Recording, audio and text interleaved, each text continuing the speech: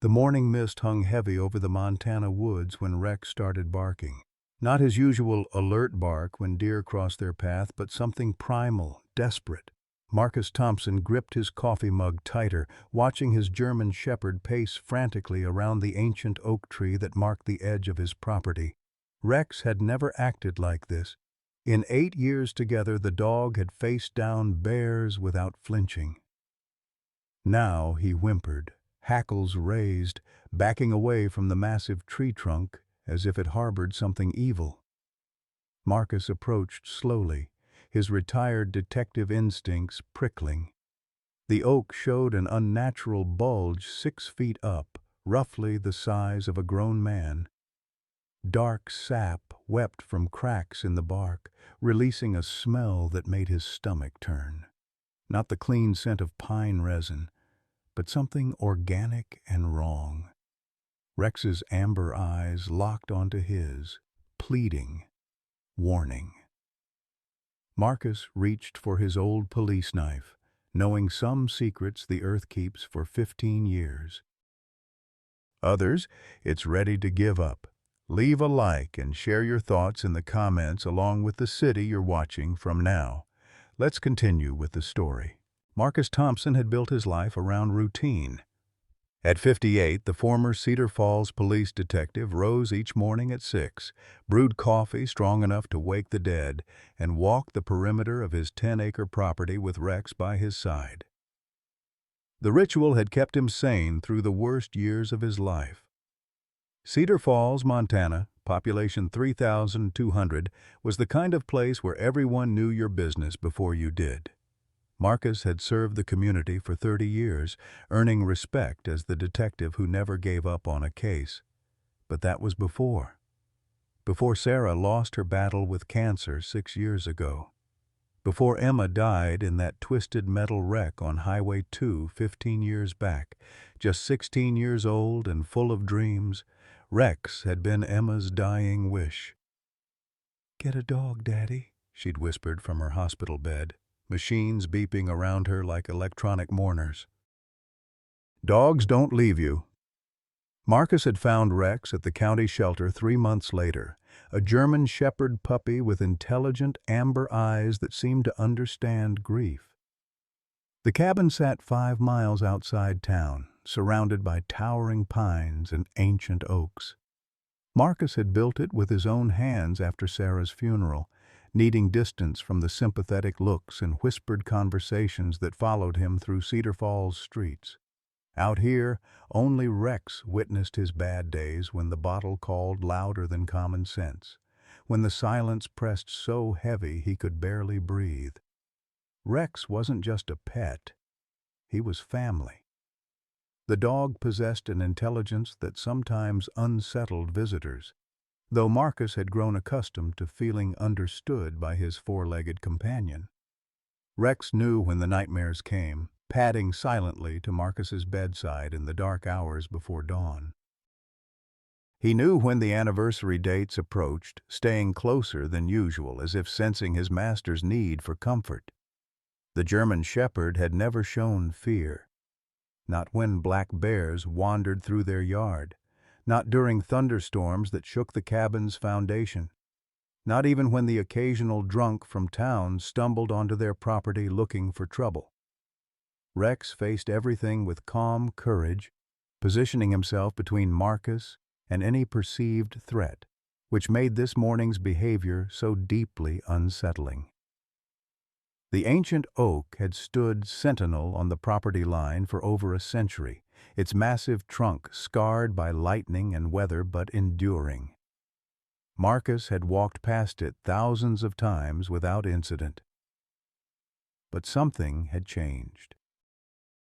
The unnatural bulge in its trunk seemed to pulse with malevolent life, and Rex's primal terror suggested they'd stumbled onto something that had been waiting patiently in the darkness, ready to surface after years of patient concealment. Marcus approached the oak tree with the methodical caution that had kept him alive through 3 decades of police work. Rex retreated to a safe distance, ears flat against his head, every muscle in his body radiating tension. The German shepherd's distress was so profound that Marcus felt his own heart rate spike in response. The bulge in the tree's trunk was roughly 5 feet in height and 3 feet wide, stretching the ancient bark until deep fissures had opened like wounds. Dark resin seeped from these cracks, but the substance didn't smell like normal tree sap. It carried an organic odor that reminded Marcus uncomfortably of the morgue during his early days on the force. He pulled the folding knife from his pocket, a tool he'd carried since his first day as a patrol officer 35 years ago. The blade was still sharp, maintained with the same attention to detail that had defined his entire career. Marcus positioned himself carefully, aware that Rex's continued agitation meant they weren't alone in these woods. The first cut into the bark released a stronger wave of that wrong smell, causing Rex to whimper and back even further away. Marcus had learned long ago to trust his partner's instincts, whether that partner walked on 2 legs or 4. He paused, scanning the tree line for any sign of watchers, then made a deeper incision. Fabric emerged from the cut. Old fabric, darkened with age and moisture, but clearly recognizable as clothing. Marcus's blood chilled as he realized what he was looking at.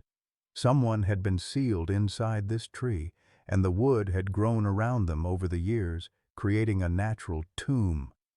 His hands shaking slightly, Marcus widened the opening. More cloth became visible, along with something metallic that caught the morning light. With growing horror, he recognized the shape and gleam of a badge, a police badge. Marcus stepped back from the tree, his breath coming in short gasps. In all his years of law enforcement, he'd seen plenty of death, but this discovery hit him with unexpected force.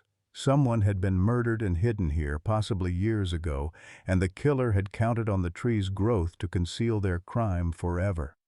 Rex's barking intensified, no longer directed at the tree but toward the forest beyond. Marcus spun around, hand instinctively reaching for the service weapon he no longer carried. Through the undergrowth he caught a glimpse of movement. Someone was out there, watching. The metallic object in the tree wasn't just any badge. As Marcus forced himself to look closer, despite every instinct screaming at him to run, he could make out the familiar shield shape of the Cedar Falls Police Department. The number was partially obscured by debris, but he could make out enough digits to send ice through his veins. Badge number 247. Detective Jake Morrison. Marcus sat down heavily on a fallen log, the knife slipping from nerveless fingers. Jake had been his partner for 8 years, his best friend, the closest thing to a brother he'd ever had.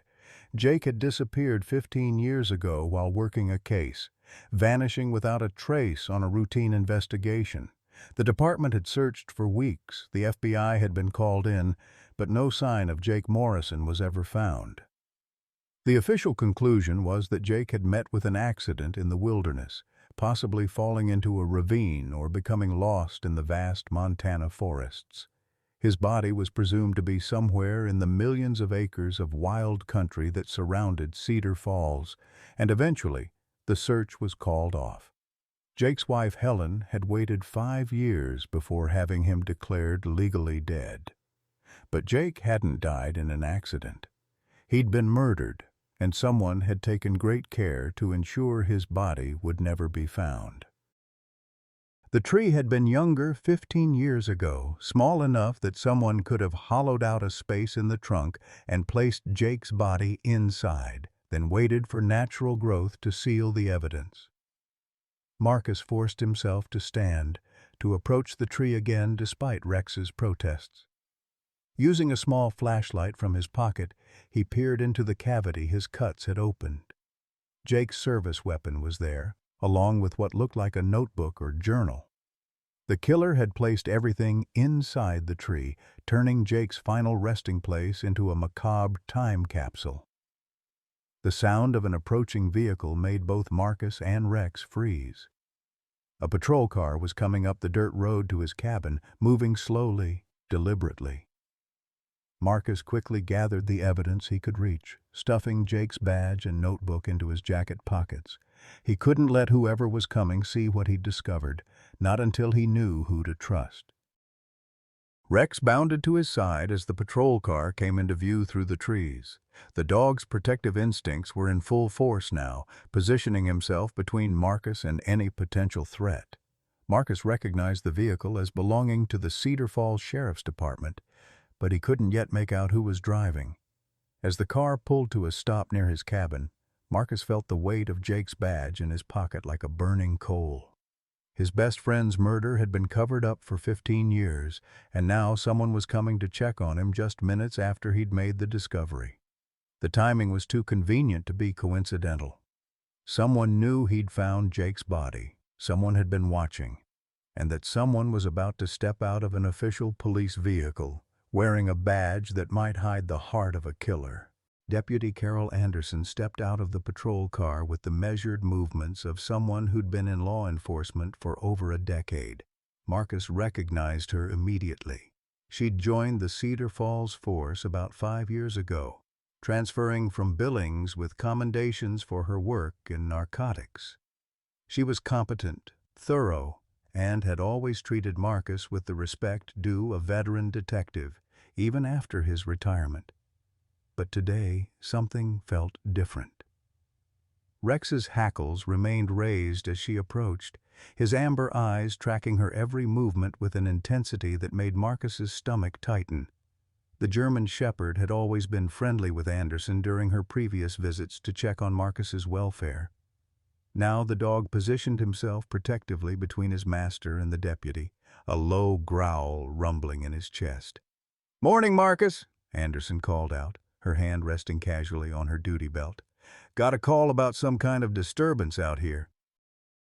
Neighbor reported hearing what sounded like gunshots about an hour ago.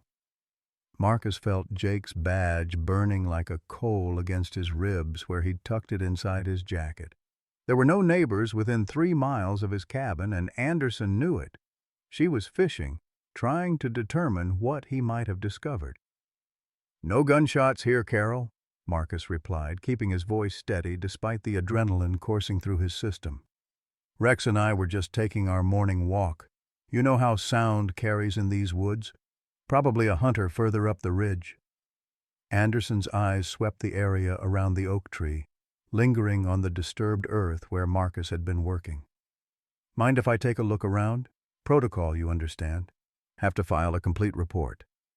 Rex's growl deepened, and Marcus felt a chill that had nothing to do with the morning air. In all the years he'd known Anderson, she'd never been this formal with him. They'd shared coffee on his porch, talked about cases, laughed about department politics. Now she was treating him like a suspect. "Of course," Marcus said, stepping casually away from the tree. "Though I'm not sure what you expect to find. Rex here was probably just chasing a squirrel or something. You know how dogs get excited." As Anderson moved toward the oak, Marcus noticed she kept her right hand near her sidearm. The observation triggered his old detective instincts, and he began cataloging details with the automatic precision of someone trained to read dangerous situations. Anderson's patrol car was positioned to block the main access road. Her radio was turned down low, unusual for someone on an active call. Most telling of all, she hadn't called in her arrival at his location, standard procedure for any welfare check. Rex refused to move away from Marcus's side despite Anderson's attempts to coax him over with her usual friendly tone. The dog's protective stance was absolute, his training as Marcus's companion overriding any previous socialization with the deputy. "Rex seems a bit agitated today," Anderson observed, crouching near the base of the oak tree. "Everything okay with him?" "Just one of those days," Marcus replied, watching as she examined the ground around the tree's base. "Sometimes he gets spooked by scents we can't detect. Probably an old animal carcass somewhere nearby." Anderson stood up, brushing dirt from her knees, and Marcus caught a glimpse of something that made his blood freeze. Tucked into her duty belt, barely visible beneath her jacket, was a small digital recorder. She was documenting this conversation, treating him as a subject of investigation rather than a fellow law enforcement officer seeking assistance. "Marcus, I need to ask you something," Anderson said, her tone shifting to the careful cadence of an interrogation. "Have you been feeling okay lately?" "Some folks in town have been concerned about you. Living out here alone, losing Sarah and Emma the way you did, it's a lot for anyone to handle." The question was designed to undermine his credibility, to establish a narrative of an unstable retiree whose claims might not be reliable. Marcus recognized the technique because he'd used it himself during interrogations. Anderson was building a case, laying groundwork for something bigger. "I'm doing fine, Carol. Rex keeps me company, and I stay busy with projects around the property. Is there something specific you're concerned about?" Anderson's hand moved closer to her weapon as she spoke.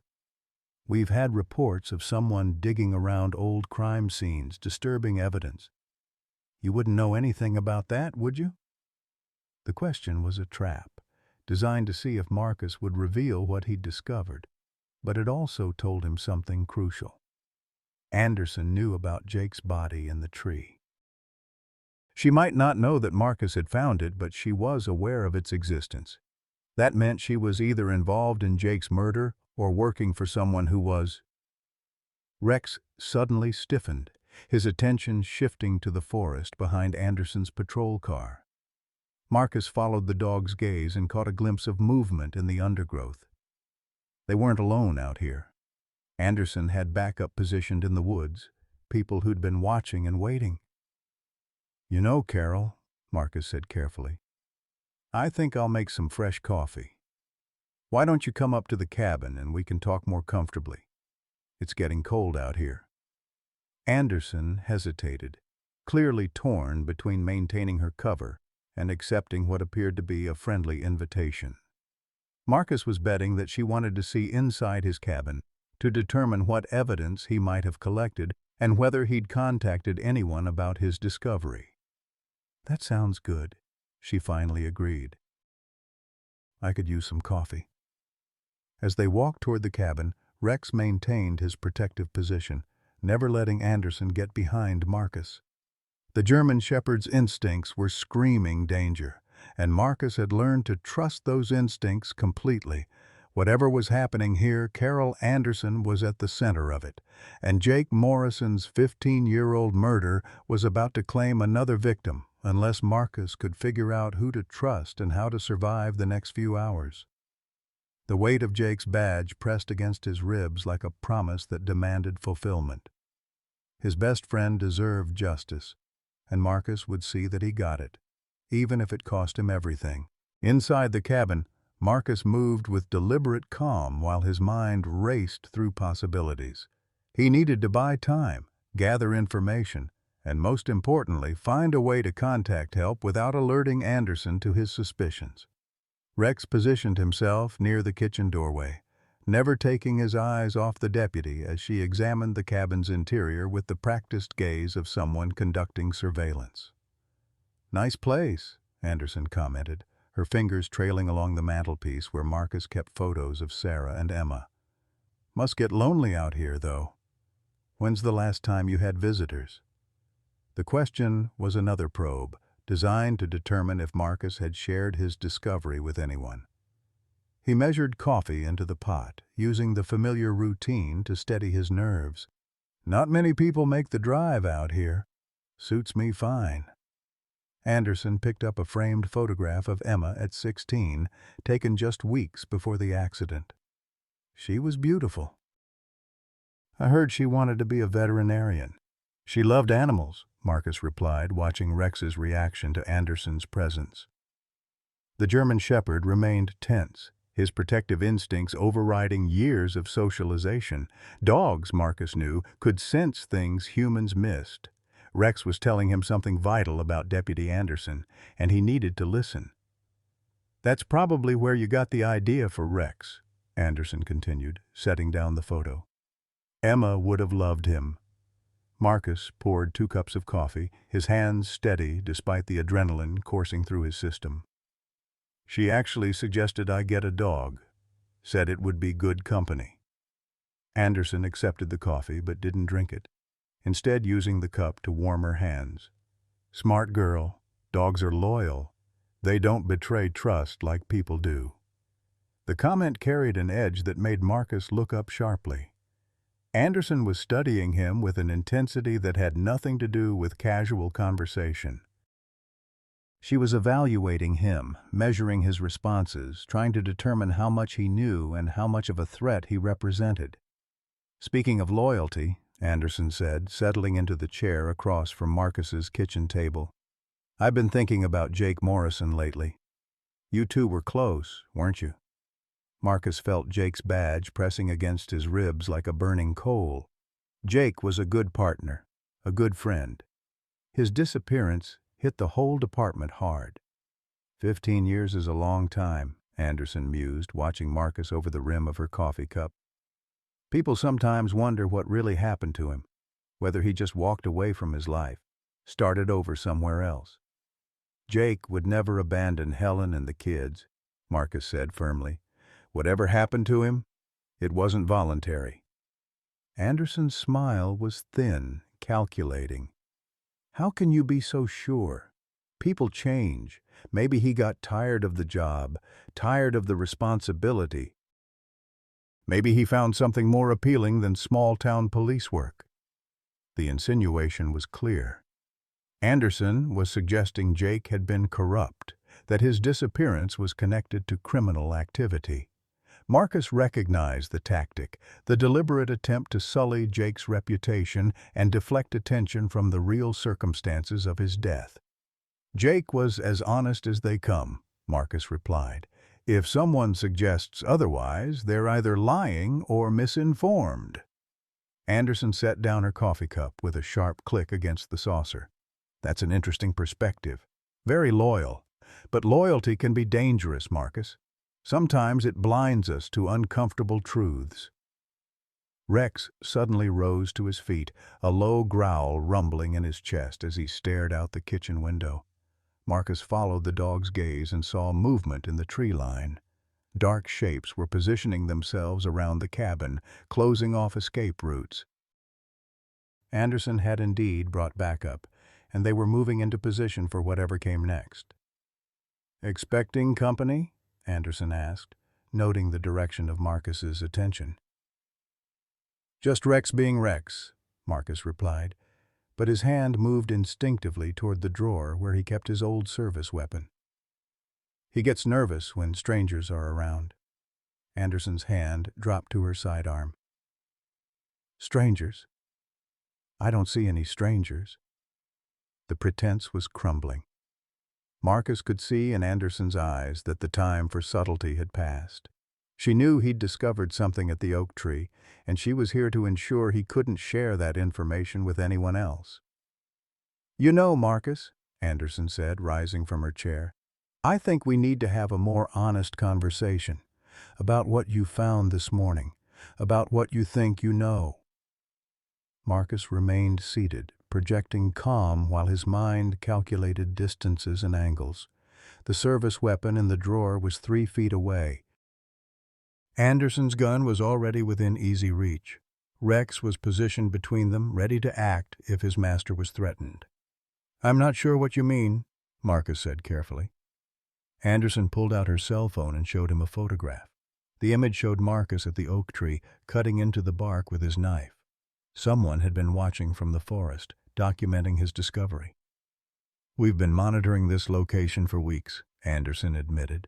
"Ever since we received intelligence that someone might be sniffing around old cases, asking questions, disturbing things that should stay buried." Marcus felt a chill that had nothing to do with the morning air. "How long have you known about Jake?" "Long enough to understand that some secrets are worth protecting.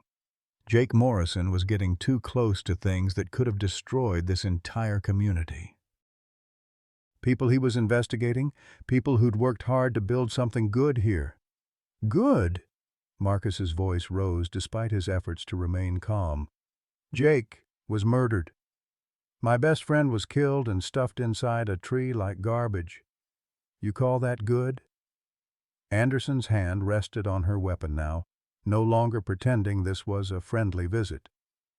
Jake was going to expose operations that funded this department, that brought money into Cedar Falls. He was going to destroy lives and careers over some misguided sense of justice.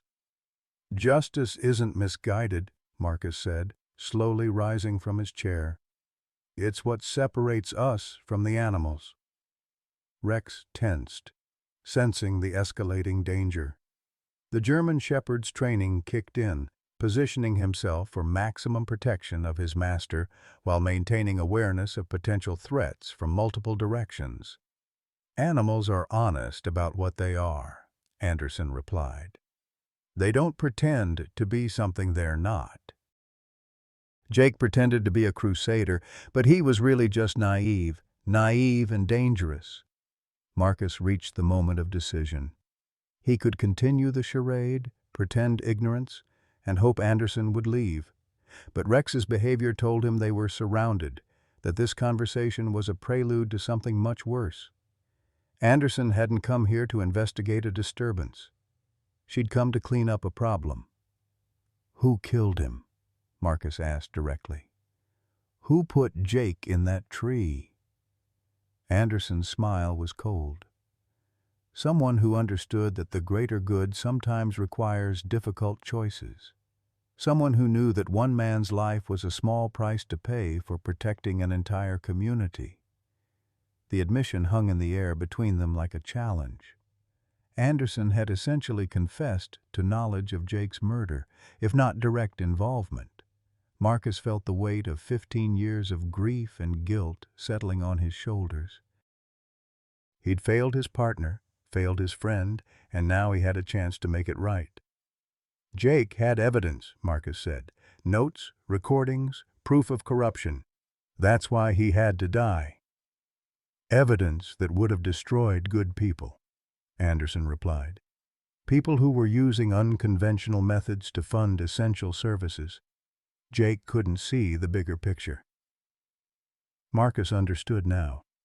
Jake had uncovered a drug operation that was being protected by local law enforcement, possibly with profits being funneled back into department resources or personal accounts.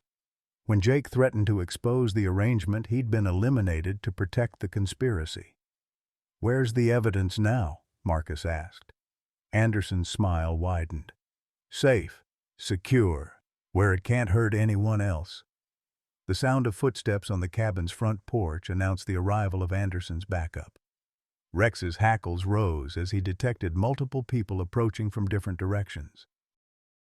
Marcus realized with growing dread that he and Rex were trapped, surrounded by corrupt officers who'd already killed once to protect their secrets.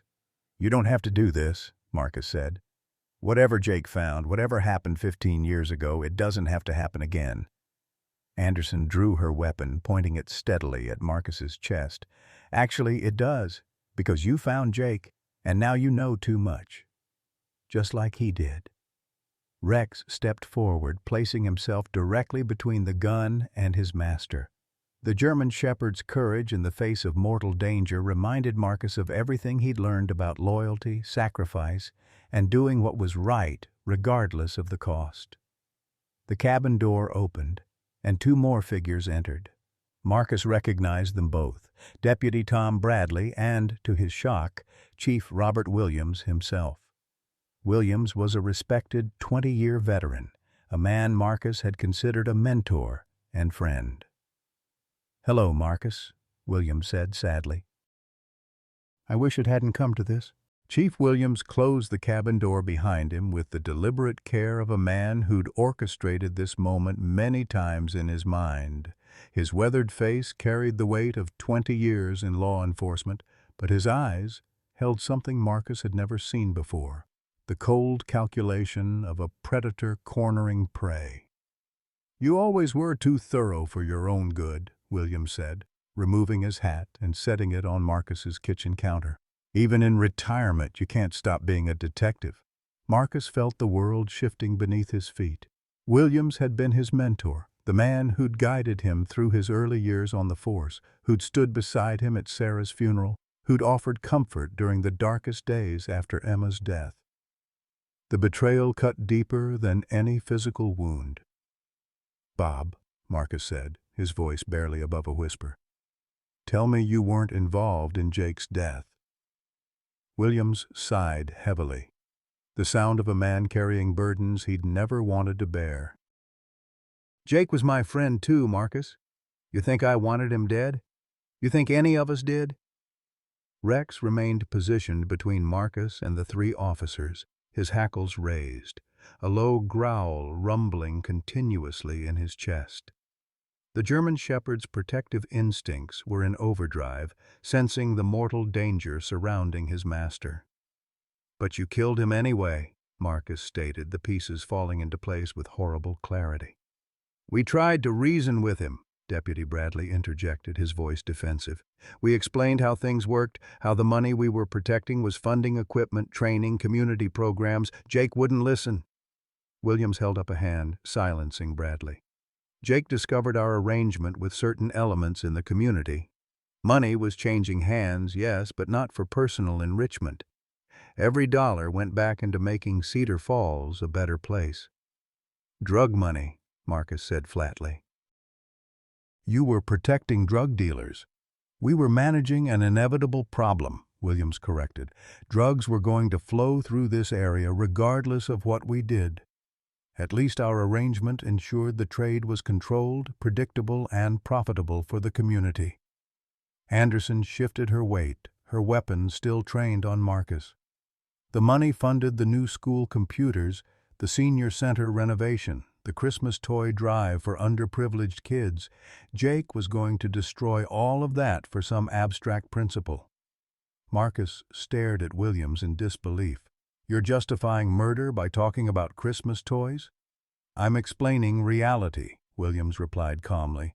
"Federal funding was being cut. State budgets were shrinking. We found a way to supplement our resources without raising taxes or cutting services. Jake wanted to throw that away." "Jake wanted to uphold his oath," Marcus said, his voice rising. "To protect and serve, not to profit from criminal activity." Williams's expression hardened. "And where did his oath get him? Dead at 34, leaving behind a widow and 2 young children.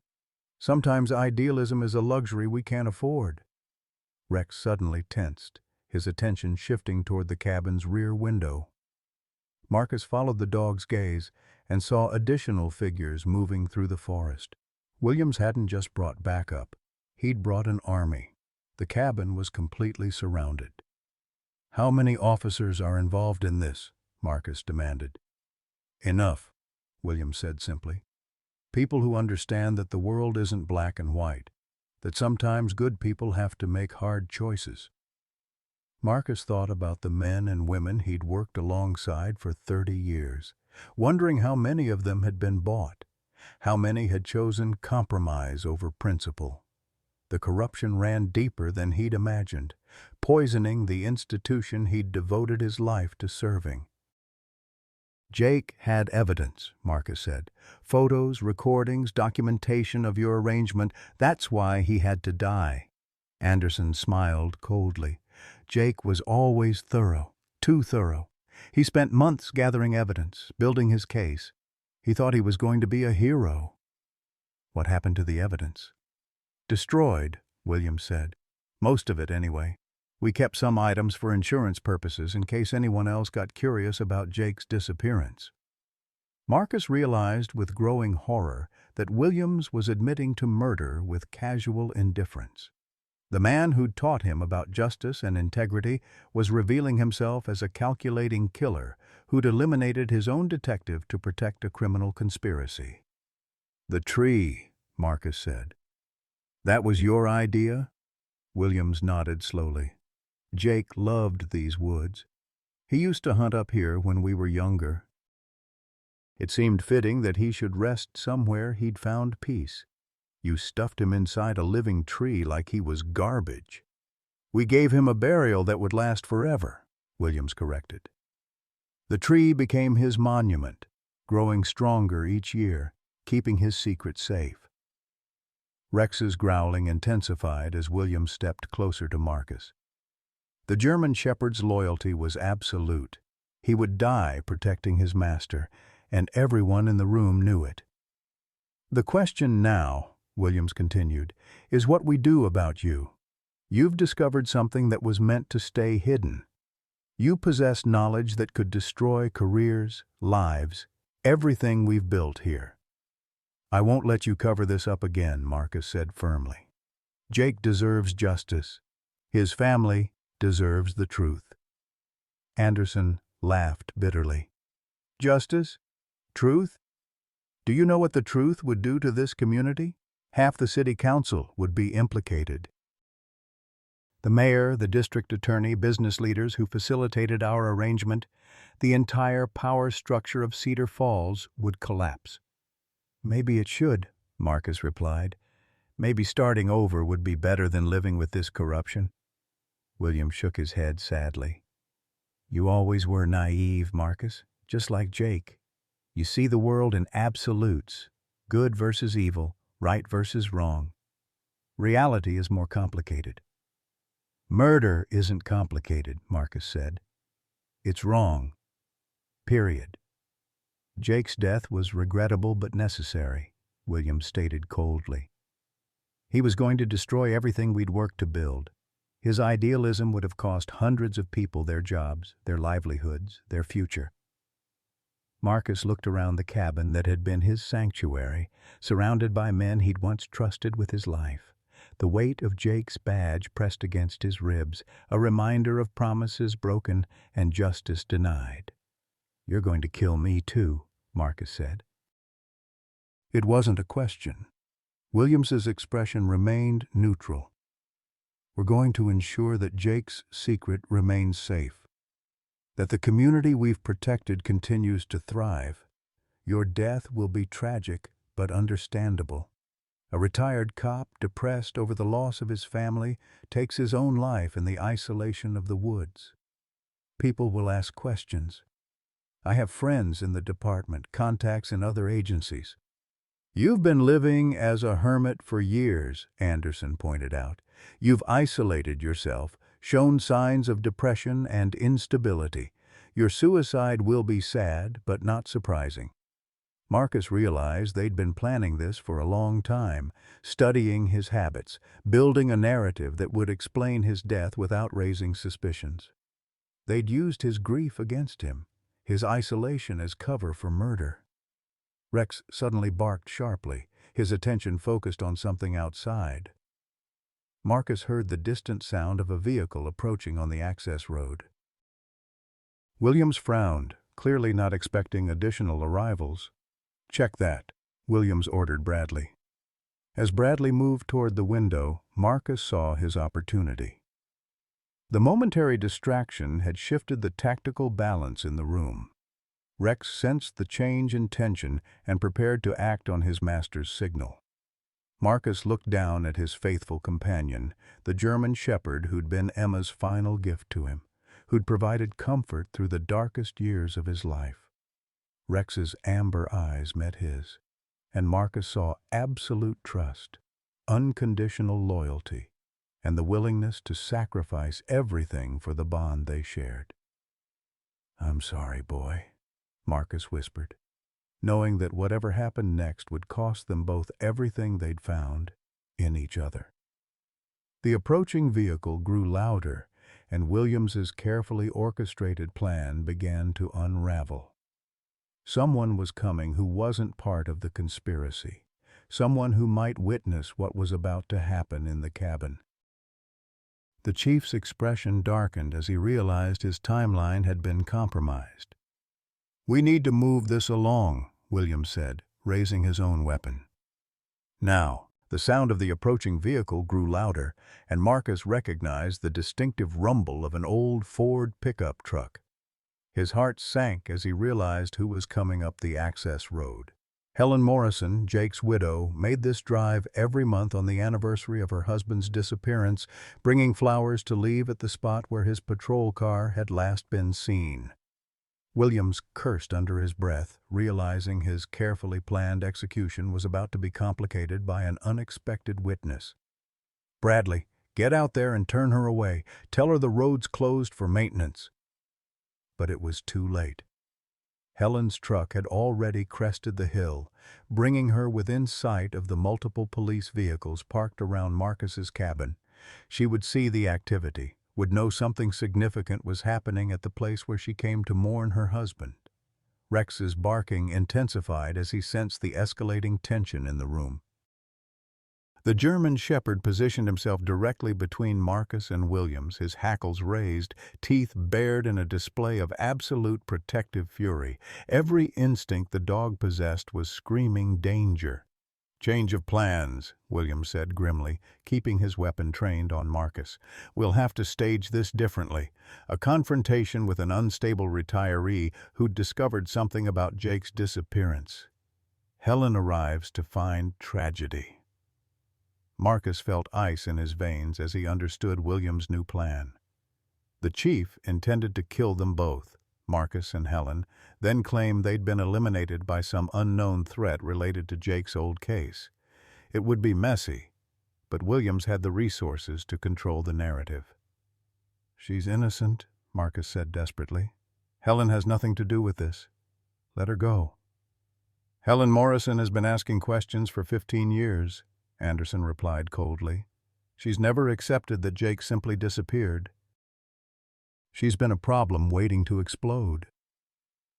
Through the window, Marcus could see Helen's truck pulling to a stop near the patrol cars. She was getting out, her movement showing the confusion of someone who'd encountered something unexpected.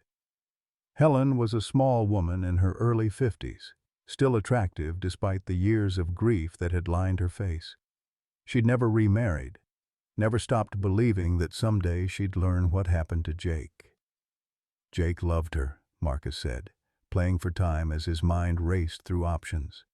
"He talked about her constantly, their plans, their dreams, the life they were building together. Jake should have thought about that before he decided to be a hero," Williams replied without emotion. "Some people are more important than others. Some lives matter more than idealistic principles." Rex suddenly lunged forward, not at Williams but toward the kitchen drawer where Marcus kept his old service weapon. The German shepherd's intelligence was remarkable. He understood the tactical situation and was trying to help his master access the tools needed to fight back. Anderson swung her weapon toward Rex, but Marcus moved faster than he had in years. The adrenaline of mortal danger gave him speed and strength he'd forgotten he possessed. He dove for the drawer, his fingers closing around the familiar grip of his Glock 40 caliber pistol just as gunfire erupted in the confined space of the cabin. The first shot came from Anderson's weapon, aimed at Rex but going wide as Marcus's sudden movement threw off her aim. The bullet splintered the wooden cabinets, sending debris flying through the kitchen. Rex yelped but continued moving, using his speed and agility to avoid the follow-up shots. Marcus rolled behind the kitchen island, his service weapon finally in his hands after months of peaceful retirement. The muscle memory of crisis situations flooded back, 30 years of training overriding fear and doubt. He was a cop again, fighting for his life and the lives of innocent people. Williams fired twice, the bullets punching through the kitchen island's wooden surface, missing Marcus by inches. "You're only making this harder on yourself," the chief shouted. "And on Helen, she's going to die because of your stubborn pride." Outside, Marcus could hear Helen Morrison screaming. She'd heard the gunfire and was calling for help, her voice carrying across the Montana wilderness like a beacon of hope. Someone else would hear her, would come to investigate, would find evidence of Williams's conspiracy. Rex moved like a ghost through the cabin, using furniture and shadows to avoid the officer's attempts to kill him. The German shepherd's protective instincts had evolved into something primal and fierce. He wasn't just defending his master, he was fighting for his family, for the bond that had sustained them both through years of grief and isolation. "Give up, Marcus," Williams called out. "You're outnumbered and outgunned. We can make this quick and painless, or we can let it drag out. Your choice." Marcus thought about Emma, about the promise he'd made to her dying request to get a dog for companionship and protection. Rex had been both of those things and more. The German Shepherd had given him a reason to keep living when the grief threatened to drown him. Now Rex was risking everything to protect the man who'd saved him from the shelter. "Jake trusted you," Marcus shouted back, trying to keep Williams talking while he planned his next move. "He looked up to you, respected you. How could you betray him like that?" "Jake forced my hand," Williams replied, his voice carrying genuine regret. "I gave him every opportunity to walk away, to accept how things worked. He chose ideology over pragmatism." Anderson was moving to flank Marcus's position, using the cover of overturned furniture to work her way around the kitchen island. Marcus caught a glimpse of her reflection in the stainless steel refrigerator and adjusted his position accordingly. Rex suddenly appeared behind Anderson, moving with the silent grace of his wolf ancestors. The German Shepherd launched himself at the deputy, 80 pounds of muscle and fury driven by absolute loyalty to his master.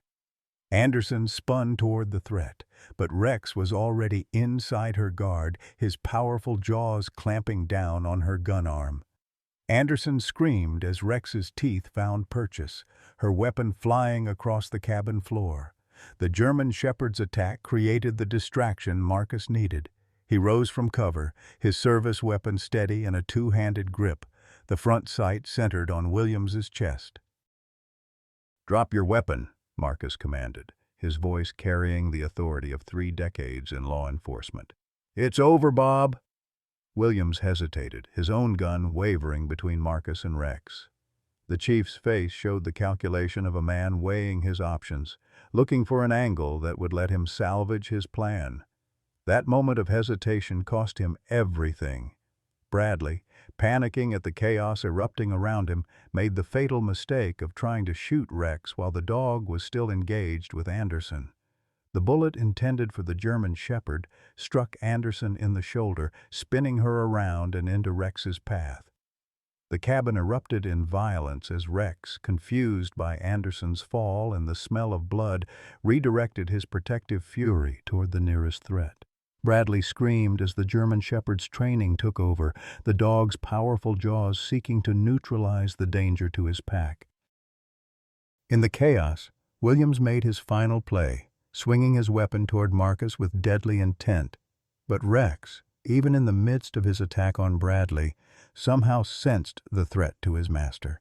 The German Shepherd abandoned his current target and threw himself between Williams and Marcus just as the chief's finger tightened on the trigger. The gunshot echoed through the cabin like thunder, and Rex's body jerked as Williams's bullet found its mark. The German Shepherd's momentum carried him into his master's arms, 80 pounds of loyal heart and protective spirit collapsing against Marcus's chest. Blood immediately began seeping through Rex's thick coat, staining Marcus's shirt with the life force of the only family he had left. "Rex, no," Marcus whispered, catching his companion as the dog's legs gave out. The German Shepherd's amber eyes found his master's face, still alert despite the grievous wound in his chest. Rex's tail gave one weak wag, as if to say he'd done his job, he'd protected his pack. And that was all that mattered. Williams stood frozen, his smoking weapon still pointed at the spot where Rex had intercepted the bullet meant for Marcus. For a moment the cabin was utterly silent except for Rex's labored breathing and the distant sound of Helen Morrison's continued screams from outside. "You killed him," Marcus said, his voice breaking as he pressed his hands against Rex's wound, feeling the dog's blood flowing warm between his fingers. "You killed the best of us." William's face showed something Marcus had never seen before, genuine remorse. The chief lowered his weapon slightly, staring at the wounded German Shepherd with the expression of a man who'd finally crossed a line he couldn't uncross. "I didn't mean—" Williams started, then stopped.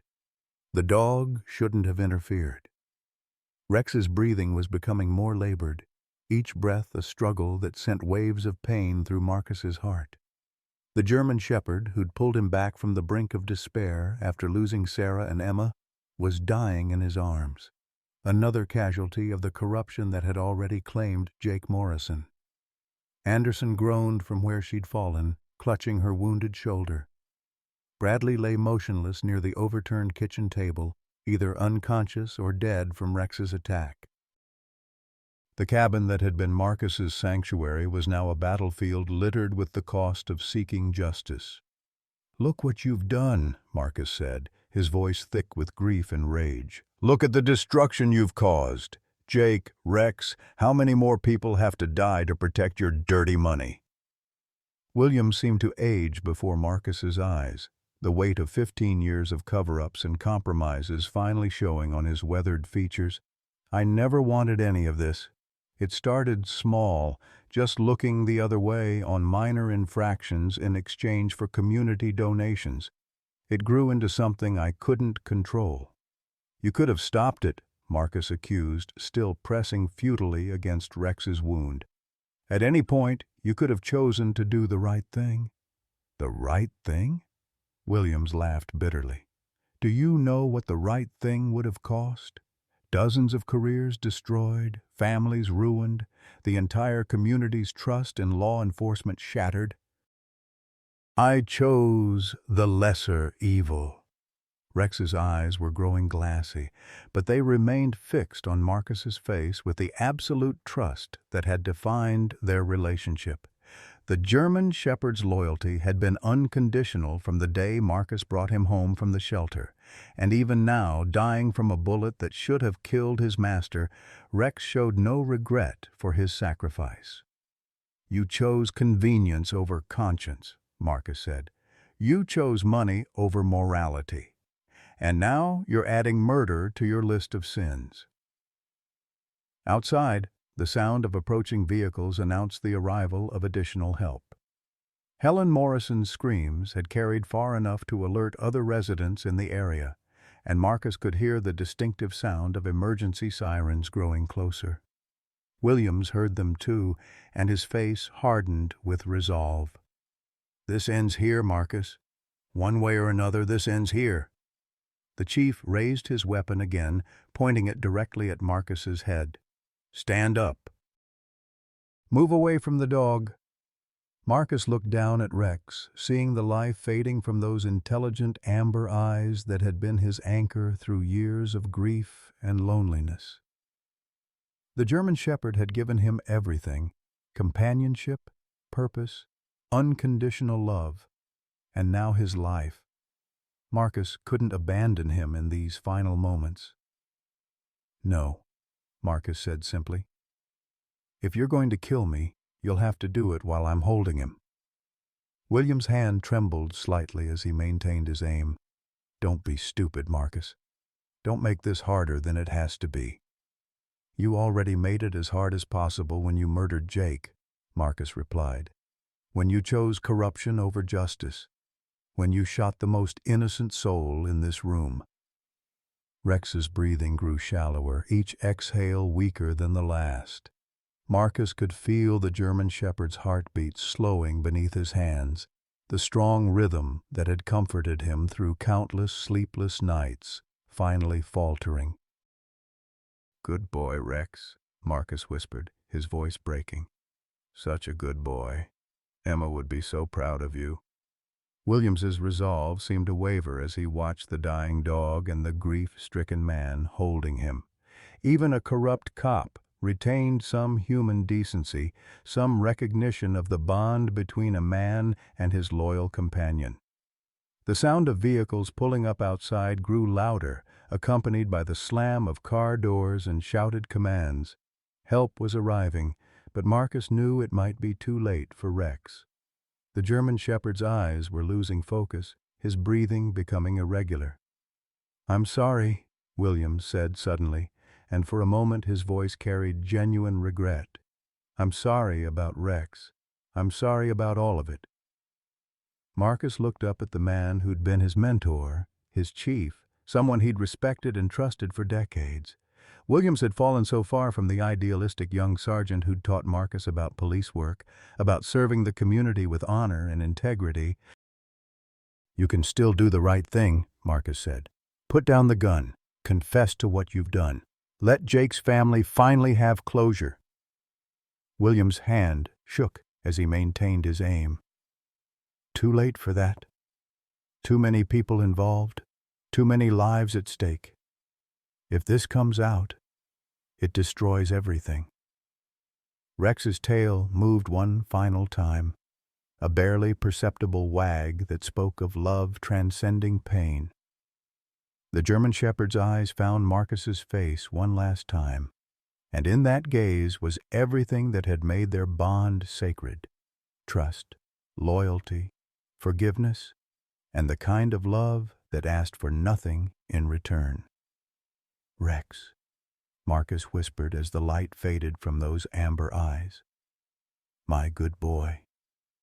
The German shepherd, who had been Emma's final gift, who had pulled Marcus back from the brink of despair, who had given him purpose and companionship and unconditional love, was gone. The silence in the cabin was profound, broken only by the approaching sounds of rescue vehicles and Williams's labored breathing. Marcus gently closed Rex's eyes, his hands shaking with grief and rage. When he looked up at Williams, the chief saw something that made him step backward. The broken, grieving retiree was gone, replaced by the dangerous man Marcus had been during his 30 years as a cop, the investigator who'd never given up on a case, never let a killer walk free. "Now it's personal," Marcus said, his voice carrying a coldness that made Williams's blood freeze. "You killed my family." The sound of footsteps on the cabin's front porch announced the arrival of backup that Williams couldn't control. Whatever happened next, the conspiracy that had protected Jake Morrison's killers for 15 years was about to be exposed. Rex's sacrifice had bought the time needed for help to arrive, for the truth to finally emerge. The German shepherd's final act of loyalty would be the key that unlocked justice for Jake Morrison and redemption for the community that had been poisoned by corruption for too long. The cabin door burst open as Sheriff's Deputy Maria Santos and 2 Montana State Police officers rushed inside, weapons drawn. They froze at the scene before them, Marcus cradling Rex's lifeless body, Williams standing with his smoking gun, Anderson wounded and conscious on the floor, and Bradley motionless near the overturned table. "Drop your weapons," Santos commanded, her service pistol trained on Williams. "Everyone on the ground now." Williams slowly lowered his gun, the fight seeming to drain out of him as he realized his carefully constructed world was collapsing. "It's over," he said quietly, almost to himself.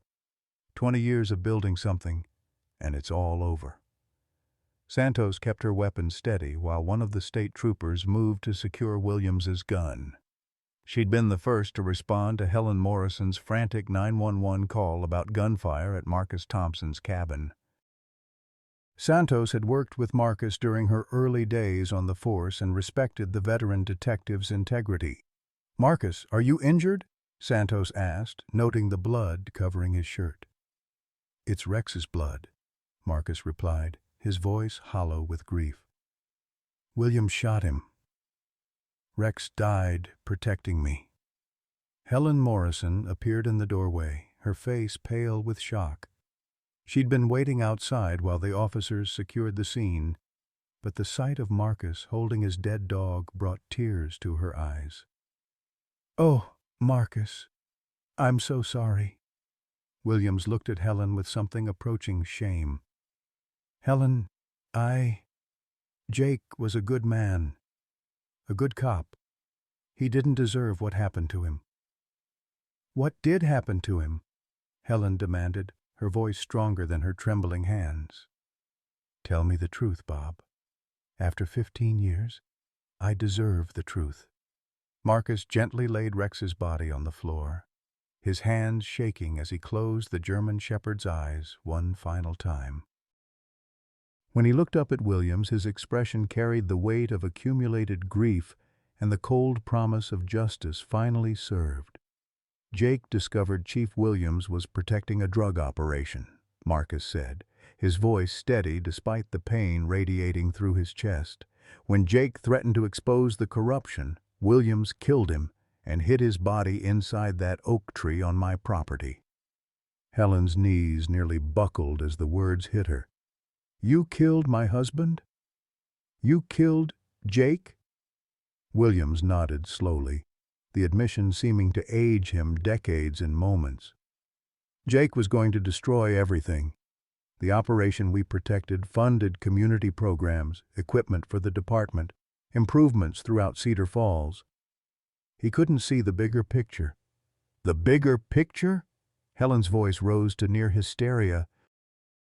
"You murdered my husband for drug money and you call it the bigger picture?" Santos had been recording the conversation on her body camera, ensuring Williams's confession would be preserved.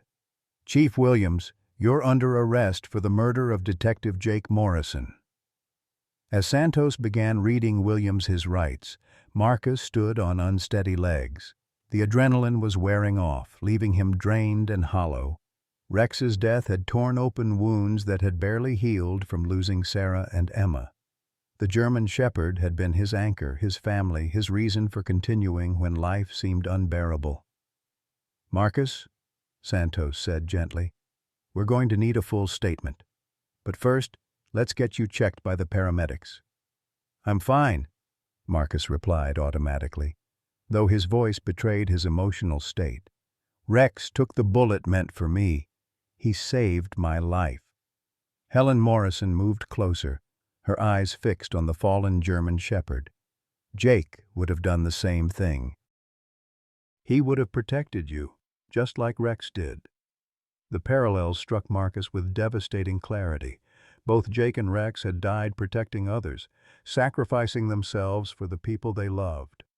Both had shown the kind of courage and loyalty that seemed increasingly rare in a world compromised by convenience and corruption. As the paramedics arrived to treat Anderson's wounds and examine Bradley, who was unconscious but alive, Marcus found himself thinking about Emma's final words about getting a dog. She'd somehow known that he would need Rex's loyalty and love to survive the coming years of grief and isolation. "We found Jake's remains in the oak tree," Marcus told Helen, pulling Jake's badge from his jacket pocket. "Williams and his people had been watching me, waiting to see if I'd discover the truth." Helen took the badge with trembling hands, her fingers tracing the familiar number 247 that she'd memorized during 8 years of marriage. "He kept it," she whispered. After all these years, Bob kept Jake's badge. Williams, now handcuffed and seated on Marcus's couch, looked up with something approaching remorse. "I kept all their badges. Jake, Officer Martinez, Detective Fuller. I told myself it was to honor their service, but really, I think I kept them because I couldn't forget what I'd done." The admission revealed the scope of Williams' crimes. 3 other officers had died over the years, all because they'd threatened to expose the corruption that had poisoned the Cedar Falls Police Department. Marcus realized he'd been living and working alongside a serial killer who'd used his position to eliminate anyone who posed a threat to his criminal enterprise. Santos coordinated with the state police and FBI agents who were now arriving at the scene.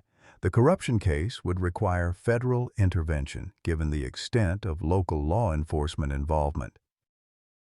Marcus's cabin became a crime scene processing center, with investigators documenting evidence and interviewing witnesses.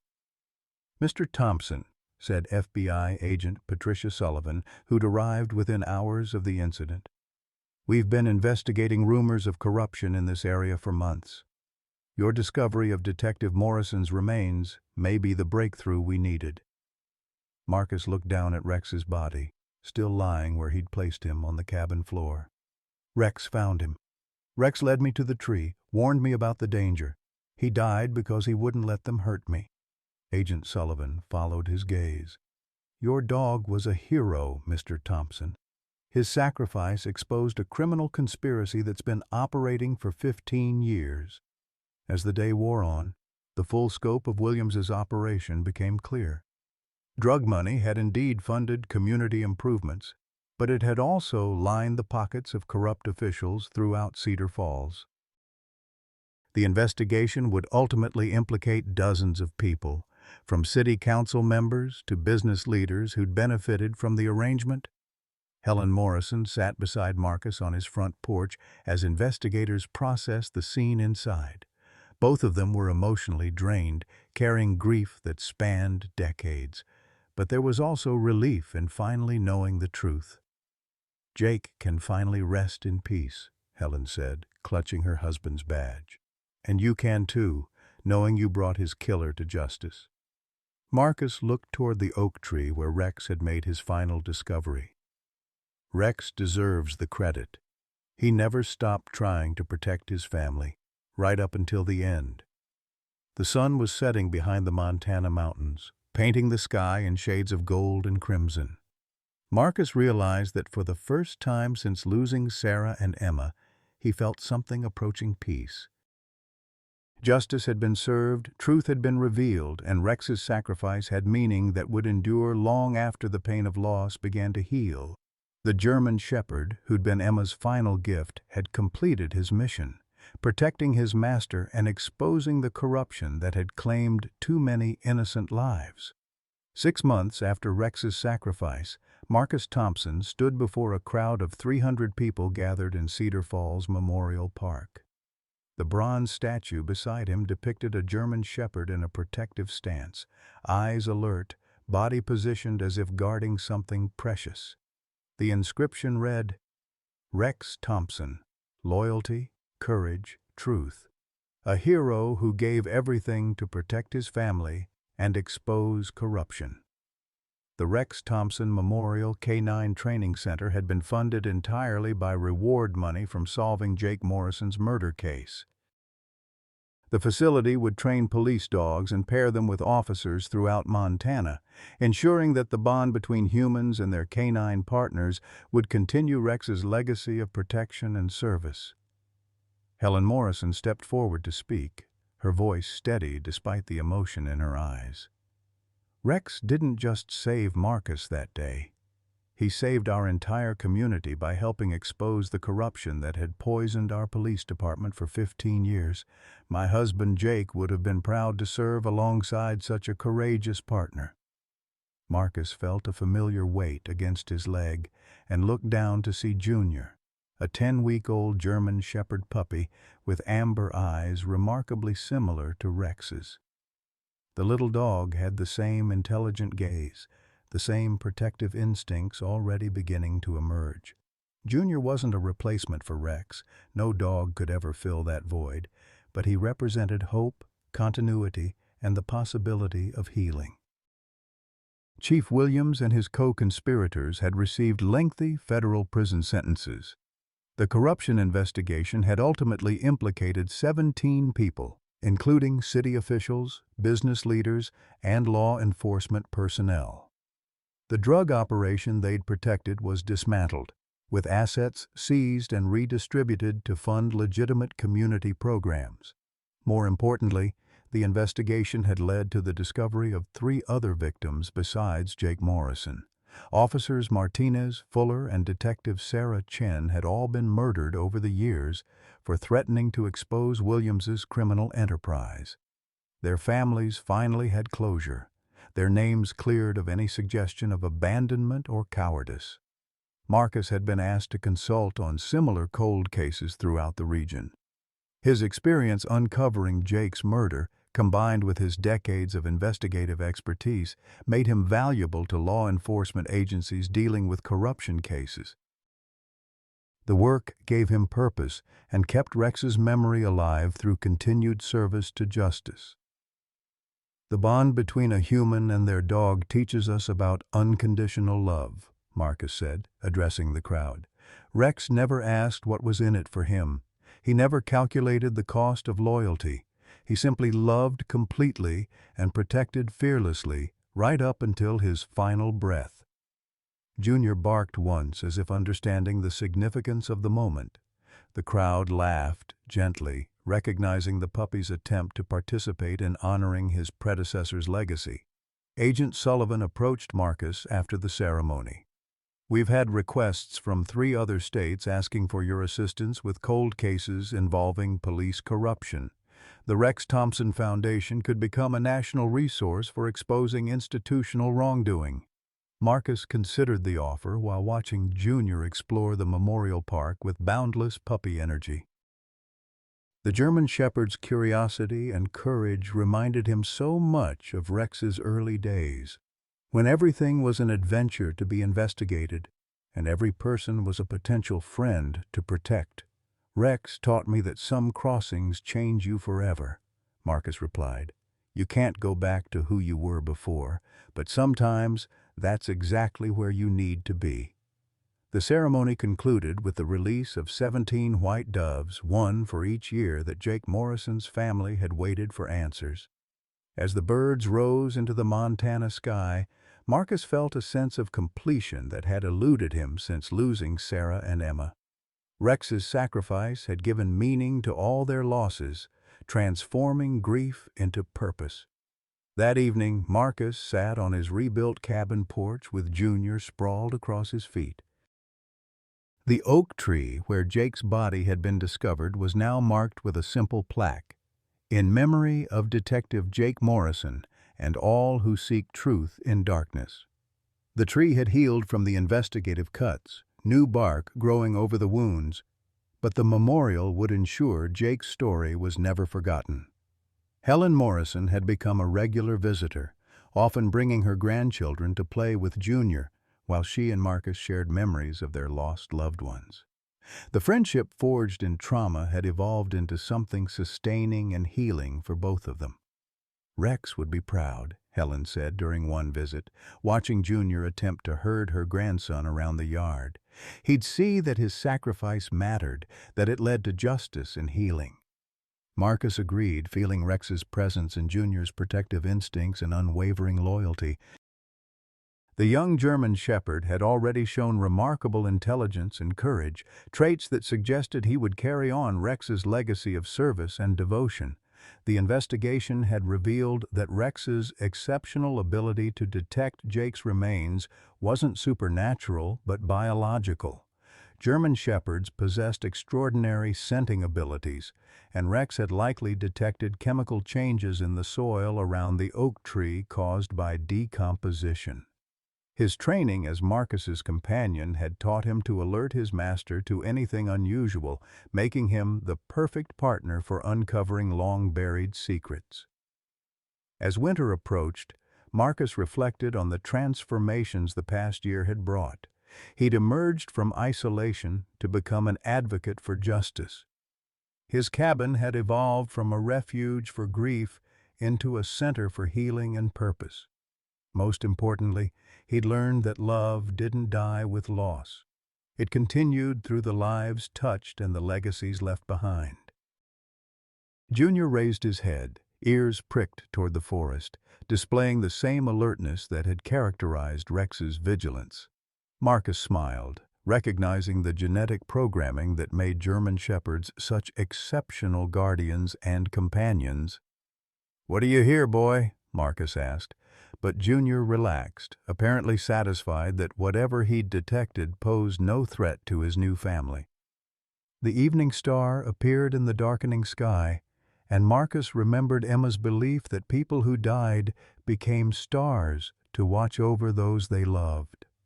He liked to think that Rex had joined Sarah and Emma in that celestial protection, their combined love forming a constellation of guardianship over his remaining years. Letters continued arriving from families of missing persons throughout the country, people who hoped that Rex's story might lead to breakthroughs in their own cases. The Rex Thompson Foundation was processing dozens of requests for assistance, creating a network of investigators dedicated to finding truth in the coldest cases. Marcus understood that his grief for Rex would never completely disappear, just as his love for Sarah and Emma remained constant despite their absence. But the pain had transformed into purpose, the loss into legacy, the ending into a new beginning defined by service to others facing similar darkness. Junior stirred against his feet, settling into the comfortable weight that announced a dog's complete trust in his human.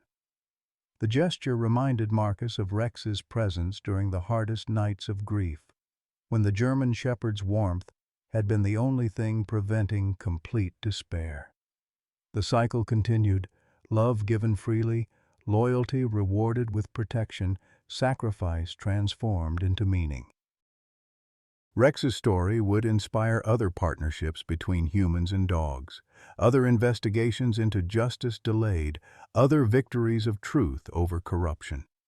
As the Montana stars emerged in their ancient patterns, Marcus felt peace settle over his healing heart. Rex's mission was complete, but his legacy would continue through every case solved, every family reunited with truth, every bond forged between human and dog in service of something greater than themselves. Friends, this story reminds us that even in our later years, we can still make a difference.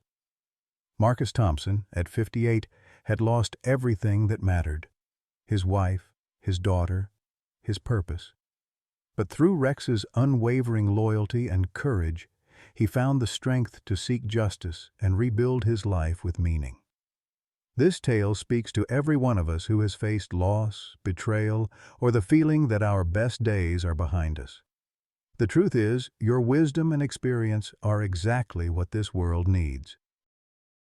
Like Marcus, you have the power to stand up for what's right, to protect the innocent, and to leave a legacy that matters. Rex's sacrifice teaches us that love transcends death, that courage comes in all forms, and that sometimes our most important mission begins when we think our story is over. Your next chapter could be your most significant one yet. Questions for engagement.